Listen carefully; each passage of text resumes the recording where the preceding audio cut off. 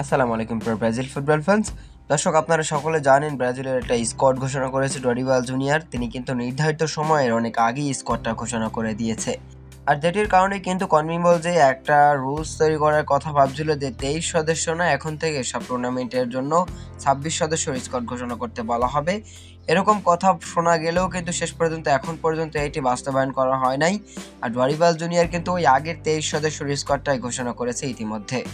তো সামনে যদি কনমেবল এই কোপা আমেরিকার স্কোয়াড ঘোষণার 23 মের আগে যদি এই রুলসটা আবার চেঞ্জ করে যে 23 সদস্য না 26 সদস্যর একটা স্কোয়াড ঘোষণা করতে বলা হবে সমস্ত দলগুলোকে, তো সেক্ষেত্রে কিন্তু ডরিবাল জুনিয়র তার স্কোয়াডে আরও 3 জন খেলোয়াড়কে যুক্ত করতে পারবেন। আর তখনই মূলত জায়গায় হয়ে যেতে পারে কার্লোস ক্যাসিমিরো, রিচার্লিসন, নেইমারদের। মূলত নেইমারকে নিয়ে এতটাও আশা দেখেন না, কেননা নেইমার জুনিয়র কিন্তু এখনও বল পায়ে ট্রেনিংয়েই ফেরে নাই। এসিএল ইনজুরিতে থাকার পর বল পায়ে ট্রেনিংয়ে ম্যাক্সিমাম 1 মাস আপনাকে ট্রেনিং করতে হবে, তারপরেই কিন্তু আপনি ফিটনেসটা ফিরে পাবেন। হুট করে এসেই কিন্তু কোপা আমেরিকার মতো একটা মেজর টুর্নামেন্ট নেইমার জুনিয়র খেলতে পারবে না। এটা ব্রাজিলের সমর্থকরা আবেগে অনেক কথাই বলছে, কিন্তু এটা আদৌ সম্ভব না।